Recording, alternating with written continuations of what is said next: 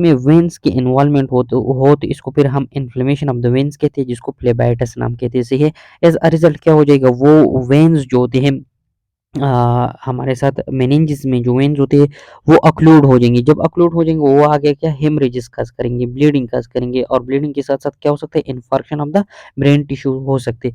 अगर ये बहुत ही सेवेयर हो जाता है, ये बहुत ही सेवेयर हो जाते हैं, तो वहाँ पर क्या हो सकता है, ये हमारे ब्रेन के टिश्यूज़ को इन्वॉल्व करेगा, जी हाँ, उनको भी डैमेज स्टार्ट करेगा।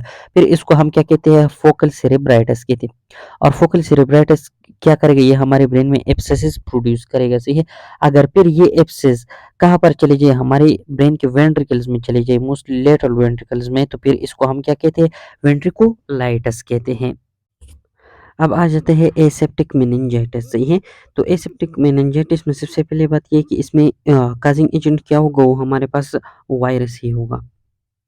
अब इसमें आगे क्या कहते हैं कि ये वायरस क्या करता है, ये जो साइन एंड सिम्पटम्स प्रोड्यूस करेगा वो एक्यूटली होगा, यानी सडनली अपियर होगा, बहुत जल्दी अपियर होगा। और इसकी जो हम सेवेरिटी या इंटेंसिटी देखते हैं कि ये सिम्पटम जो थे कितने खतरनाक है, तो जो एक्यूट पायोजेनिक था उससे ये बहुत कम सीवियर होते हैं, सही है। तो इसलिए ये ज़्यादा खतरनाक नहीं है और ये खुद ब खुद ही ठीक हो जाती है, इसकी ट्रीटमेंट की भी कोई ख़ास ज़रूरत नहीं होती। अब अगर हम इसकी सीएसएफ की एग्ज़ामिनेशन में देख लेते हैं कि इसमें क्या-क्या होते हैं, तो सबसे पहले इसमें क्या होता है, लिम्फोसाइटोसिस होती है, यानी कि लिप्टोमेनिंजेस में क्या होता है या सब एरिग्नाइट स्पेस में क्या होता है, हमारे साथ लिम्फोसाइट्स की कंसंट्रेशन बहुत ज़्यादा होते हैं। लेकिन अगर यहाँ पर हम देखें तो यहाँ पर क्या था, न्यूट्रोफिल्स बहुत ज़्यादा थी, सही है। इसके बाद यहाँ पर जो प्रोटीन्स होते हैं वो स्लाइटली एलिवेटेड होती है, जबकि यहाँ पर बहुत ज़्यादा एलिवेटेड हुआ करते थे। अब इसके अलावा अगर हम ग्लूकोज़ की कंसंट्रेशन को देखें तो यहाँ पर ये नॉर्मल रहता है, जबकि बायोजेनिक में ये क्या होता था, कम हो जाता था, यहाँ पर आप लोग देख सकते हैं। इसके अलावा अगर हम बैक्टीरिया देखें तो यहाँ पर बैक्टीरिया की कल्चर बिल्कुल भी नहीं होती, ये नेगेटिव आती है। जो यहाँ पर जो वायरल आइडेंटिफिकेशन के लिए जो प्रोसेस यूज़ होता है उसको वो क्या होते हैं, न्यूक्लिक एसिड सीक्वेंसेस होते हैं, इससे हमें पता चलता है कि कौन-सा वायरस है। बाकी कल्चरिंग जो मेथड है या हम सीरोलॉजिकल मेथड जो कहते हैं, जिससे हम सीरम के एग्ज़ामिनेशन करते हैं, उससे कोई पता नहीं चलता कि किस वायरस ने यहाँ पर इन्फेक्शन काज़ की है। अगर हम माइक्रोस्कोपिकली देखें तो हमें क्या नज़र आता है, वो ब्रेन में स्वेलिंग नज़र आएगा, या ये होगा कभी-कभार, ये भी नहीं होता, सही है। ये एक ही माइक्रोस्कोपिक एग्ज़ामिनेशन है, और बाज़ औक़ात हम माइक्रोस्कोपिकली हम लिम्फोसाइट्स भी देख सकते हैं सब एरिग्नाइट स्पेस में। आगे है स्पाइरोचिटल इन्फेक्शन, सही है। इसमें जो स्पाइरोचिट्स होते हैं वो हमारे सेंट्रल नर्वस सिस्टम पर जब अटैक कर लेते हैं, उनके बारे में बताया। इसमें सबसे पहले आता है ट्रिपोनिमा पैलिडियम, सही है। जब ट्रिपोनिमा पैलिडियम क्या काज़ करते हैं, ये हमारे सेंट्रल नर्वस सिस्टम में न्यूरोपाइलस काज़ करते हैं, और ये न्यूरोपाइलस क्या है, ये एक्चुअली साइपिलस की टर्शियरी स्टेज है, सही है। और जब एचआईवी इन्फेक्शन इस कंडीशन में हो जाता है तो तब क्या होता है कि इस न्यूरोपाइलस की जो रिस्क है वो भी इंक्रीज़ हो जाता है, और ये एग्रेसिव भी बन जाता है, जो हमारे सेंट्रल नर्वस सिस्टम पर अटैक कर लेते हैं, सही है। अब अगर ये हमारे सेंट्रल नर्वस सिस्टम में ब्रेन की बेस पर अटैक कर ले, सही है, और ओब्लिटरेट यानी कि डैमेज करे हमारी आर्टरीज़ की एंटिमा को, सबसे इनर लेयर को, उसको एंडार्टेराइटिस भी कहते हैं, सही है। एज़ अ रिज़ल्ट वहाँ पर क्या हो जाएँगे, जो प्लाज़्मा सेल्स है और लिम्फोसाइट्स है उनकी रिक्रूटमेंट हो जाएगा, वहाँ पर कंसंट्रेशन इनकी बहुत ज़्यादा हो जाएगा, और ये जो साइन सिम्पटम्स होते हैं ये बहुत ज़्यादा टाइम के लिए होती है, कम टाइम के लिए नहीं होती। तो एज़ अ रिज़ल्ट फिर हम इसको क्या कहेंगे, फिर हम इसको मेनिंजोवास्कुलर साइपिलस कहेंगे, सही है।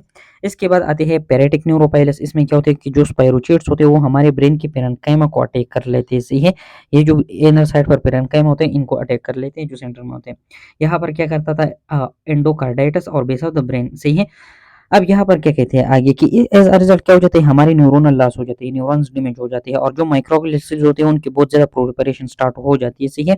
जिसकी वजह से हमें डिफरेंट साइन सिम्पटम्स का सामना करना पड़ता है, जिसमें क्या आते हैं, मेंटल एंड फिजिकल फंक्शन में जो होते हैं लॉस आ जाता है, बंदे को मूड स्विंग्स होते हैं, एक होता है डिल्यूजन ऑफ ग्रैंडियर, इस तरह। इसका यही मतलब होता है ना कि एक बंदा होता है उसको अपनी पर्सनैलिटी लग रही होती है, सही है। जिस तरह एक स्ट्रीट में एक बंदा होता है वो चीखें मारता है कि मैं तो पाकिस्तान का वज़ीर-ए-आज़म हूँ, उसे ऐसा लगता है, किसी किसी बंदे को लगता है कि मैं तो शाहरुख खान हूँ, किसी बंदे को लगता है कि मैं तो टॉम क्रूज़ हूँ। तो इस तरह की एक हैलुसिनेशन फ़ॉर्म होती है, सही है? और उस बंदे को बोलने की बहुत ज़्यादा सेवियर बीमारी होती है, डिमेंशिया होती है। फिर आ जाता है टिबिस डोर्सालिस, तो ज़ाहिर बात है ये क्या कहते हैं, हमारे डोर्सल रूट गैंग्लियन को इफ़ेक्ट करते हैं, जहाँ पर डिफरेंट सेंसेशन आ जाते हैं। As a result, different signs and symptoms related to senses वो जो होते हैं लॉस हो जाते हैं। उनमें क्या होता है, एक जॉइंट से रिलेटेड जॉइंट की पोजीशन, सेंसेस और एटैक्सिया यानी मूवमेंट, ये डिस्टर्ब हो जाती है, सही है। इसके अलावा जो पेन होते हैं उसका लॉस होता है जिस at the level of joint, जिसको हम वो भी कहते हैं चारकोट जॉइंट, सही है। इसके अलावा लाइटनिंग पेन जो होता है वो भी लॉस हो जाता है। अब लाइटनिंग पेन क्या है कि जब मदर के अंदर जो बेबी बहुत ज़्यादा ग्रोइंग स्टेज में चला जाता है और उसका हेड जो होता है नीचे पेल्विक की तरफ हो जाती है, तो इसी दौरान जो पेन फ़ील होते हैं उसको लाइटनिंग पेन कहते हैं। इसके अलावा जो डीप टेंडन रिफ्लेक्सेस होती है वो भी लॉस हो जाती है। फिर आ जाते हैं बुरीला बर्फोफोरी है कि इस तरह का कुछ नाम है। ये क्या करता है, ये लाइम डिज़ीज़ का करता है। अब लाइम डिज़ीज़ का क्या है, इसके बारे में बस थोड़ा-सा जल्दी-जल्दी डिस्कस करते हैं। लाइम डिजीज़ इसमें एक अर्ली साइन्स होते हैं, दूसरा जो होता है इसमें लेट साइन्स होती है, सही है। ये एक्चुअली इसका जो वेक्टर होता है ये टिक होता है, सही है। ये वाला इसमें फ़ीवर होता है, हेडेक होता है, फटीग होता है, इर्रेगुलर हार्ट बीट होता है, डिज़ीनेस होता है और बल्ज आइज़ होते हैं, सही है। फिर आगे क्या कहते हैं कि ये वहाँ पर हमारे सेंट्रल नर्वस सिस्टम पर भी डिफरेंट इफ़ेक्ट्स प्रोड्यूस करते हैं, जिसको हम फिर क्या कहेंगे, न्यूरोबेरिलियोसिस, सही है। और इसकी जो साइन सिम्पटम्स होती है वो क्या होते हैं, एसेप्टिक मेनिंजाइटिस होते हैं, सही है, जिस तरह वायरल मेनिंजाइटिस में होता है। फेशियल पाल्सी होते हैं, बंदे के फेशियल मसल्स जो होते हैं वो उसमें पैरालिसिस हो जाती है, सही है। इसके अलावा इंसेफेलाइटिस भी कस करते हैं, इंसेफेलोपैथीज़ कस करते हैं और एंड पॉलीन्यूरोपैथीज़ कस करते हैं, सही है। बहुत सारे नर्व्स के एंडिंग्स जो होते हैं वो डैमेज हो जाते हैं।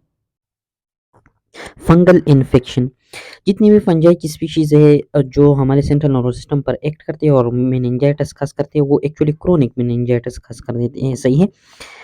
तो या तो ये जो मेनिंजाइटिस काज़ होगा या तो ये लोनली काज़ होगा, सिर्फ़ और सिर्फ़ मेनिंजेस पर एक्शन करेगा, या उसके साथ-साथ हमारे सेंट्रल नर्वस सिस्टम के पेरेन्काइमा में भी ये इन्फेक्शन काज़ करेगा और वहाँ पर लीजन काज़ करेगा। मोस्ट कॉमनली इसका इन्फेक्शन कब होता है, जब बॉडी की इम्यूनो सप्रेशंस होती है, सही है। यानी हमारे हमारे जो इम्यून सिस्टम होता है वो कमज़ोर हुआ होगा, या कि हम कोई इम्यूनो सप्रेसिव ड्रग्स ले रहे होते हैं, या हमें किसी और वायरस ने लाइक एचआईवी ने या हेपेटाइटिस ने हमारे बॉडी के ऊपर एक्शन किया हो, जिसकी वजह से हमारा जो इम्यून सिस्टम है वो कमज़ोर हुआ हो, सही है। एज़ अ रिज़ल्ट क्या हो जाएगा, हमारा फंगल इन्फेक्शन की रिस्क ज़्यादा हो जाएगा। फिर इन्होंने सेपरेटली कुछ स्पीशीज़ डिस्कस की, उनमें सबसे पहले आता है क्रिप्टोकोकस न्यूरोफॉर्मन्स, ये है। इसमें क्या कहते हैं कि ये जो होता है ये मेनिंजाइटिस भी कज़ करता है और मेनिंजोइन्सेफेलाइटिस भी कज़ करता है। यानी कि ये सिंपली मेनिंजेस पर भी एक्शन करता है और मेनिंजेस के साथ-साथ हमारे पेरेन्काइमा पर भी एक्शन करता है। और अभी हमने पढ़ा कि जब इम्यूनो कॉम्प्रोमाइज़्ड होता है पेशेंट, तो तब इसका रिस्क ज़्यादा होता है, सही है। और ये बहुत ही खतरनाक होते हैं, क्योंकि अगर 2 वीक्स के अंदर-अंदर इनको ट्रीट नहीं किया गया तो वो इस बंदे की जान ले सकता है, फ़ेटल होता है, सही है। फिर हम इसकी फाइंडिंग कैसे करते हैं कि ये क्रिप्टोकोकस स्पीशी है, नहीं है, तो इन्वेस्टिगेशन के लिए हम सैंपल ले लेते हैं सीएसएफ की। तो उसमें अगर जो सेल्स होती है न्यूट्रोफिल्स या लिम्फोसाइट्स वगैरह, उनकी कंसंट्रेशन फ्यू हो और प्रोटीन्स की कंसंट्रेशन बहुत ज़्यादा हो, और इसके अलावा उसके अंदर ऐसे यीस्ट हो जिसको कोर किया हो, इन्वेलप्ड किया हो, किस चीज़ ने, म्यूकोइड सेक्रेशन ने, सही है। तो उससे हमें पता चलेगा। इसके अलावा ये जो सेल्स होते हैं, क्रिप्टोकोकस होते हैं, ये हमारे जो रिंशाओ रोबिन स्पेसेस होती है उसके अंदर प्रोलिफरेट करता है, और उस वो जो स्पेसेस होते हैं उनकी साइज को इंक्रीज करके बबल लाइक अपीयरेंस देता है। इसका मैं आप लोगों को एक डायग्राम दिखाता हूँ, सही है। ये हमारा क्या है, ये हमारा सेंट्रल नर्वस सिस्टम है, ये सारा का सारा। ये एक आर्टरी है, सही है। ये आर्टरी जब अंदर पेरेन्काइमा के अंदर आता है, तो इसकी साइड्स पर ये जो स्पेसेस बनती हैं इनको क्या बोलते हैं, विर्चोव रोबिन स्पेसेस, सही है। मैंने यहाँ पर रिंशोव लिखा है लेकिन ये विर्चोव है, सही है। सॉरी मैं गलत हो गया हूँ यहाँ पर। तो ये जो विर्चोव रोबिन स्पेसेस है यहाँ पर, ये क्या कर देते हैं, यहाँ पर इसकी प्रोलिफरेशन स्टार्ट हो जाती है, सही है। जब इसकी प्रोलिफरेशन इन जगह में स्टार्ट हो जाती है तो ये स्वेल अप कर देती है और ये बबल लाइक बन जाती है। इससे हमें पता चलता है कि जो इन्फेक्टिव स्पीशीज़ है वो क्या है, क्रिप्टोकोकस है, सही है। इसके बाद आ जाता है हिस्टोप्लाज्मा कैप्सुलेटम, सही है। ये किस तरह काज़ कर देते हैं, ये भी हमारे सेंट्रल नर्वस सिस्टम के इन्फेक्शन काज़ कर देते हैं डिसेमिनेटेड कंडीशन में, यानी कि कोई ख़ास हाइजीनिक का ख्याल नहीं रखा जाता, सही है। और इसकी रिस्क भी इंक्रीज़ होता है जब एचआईवी की इन्फेक्शन हो। अगेन वही इम्यूनो सप्रेशन की बात हो गई, क्योंकि एचआईवी जब एक्शन कर देता है बॉडी पर तो इम्यून सिस्टम को कमज़ोर बना देती है। तो इम्यून सिस्टम के साथ-साथ जब कमज़ोरी बन जाती है बाय एचआईवी, तो वहाँ पर अपॉर्चुनिस्टिक इन्फेक्शन कोज़ को कौन-सा स्पीशीज़ काज़ करता है? हिस्टोप्लाज़्मा से है और ये मोस्टली बेसिलर मेनिंजाइटिस काज़ करता है, यानी जहाँ पर जो बेसिलरी रीजन है, बेसिलरी आर्टरीज़ एंटर होती है हमारे सेंट्रल नर्वस सिस्टम में, वहाँ पर ये हमारे पायोमीटर और एक्राइनोमीटर पर क्या करता है? एक्शन करता है। इसमें भी इन्वेस्टिगेशन में हम क्या कर देते हैं? सीएसएफ की एग्ज़ामिनेशन कर देता है। अगर उसमें प्रोटीन्स की कंसंट्रेशन ज़्यादा है, ग्लूकोज़ की कंसंट्रेशन स्लाइटली लो है और वहाँ पर लिम्फोसिटिक प्यूसाइटोसिस है, यानी कि लिम्फोसाइट्स की कंसंट्रेशन भी बहुत ज़्यादा है, तो तब हमें पता चलेगा। बाकी इसमें ये वो जो वर्च्यू रोबिन स्पेस है, उसके ज़रिए ही ये कहा जाती है हमारे सेंट्रल नर्वस सिस्टम के पैरेन्काइमा में आती है। इसे नॉर्मली ये क्या करते हैं, ये बाहर के जो पारामीटर होते हैं उनको इन्फेक्ट किया होता है इसे, लेकिन इन स्पेसीज़ के थ्रू ये आकर हमारे सेंट्रल नर्वस सिस्टम के पैरेन्काइमा में भी स्प्रेड हो जाते हैं। अब लास्ट वाला जो है वो कौन-सा है, वो है कॉक्सिडियोस इमैट्स है कि इस तरह का कुछ नाम है। इसके बारे में क्या कहते हैं कि ये जो होते हैं अमेरिकन साउथ वेस्ट जो डिज़र्ट्स होते हैं वहाँ पर पाए जाते हैं और ये भी डिसेमिनेटेड सीएनएस इन्फेक्शन काज़ करते हैं।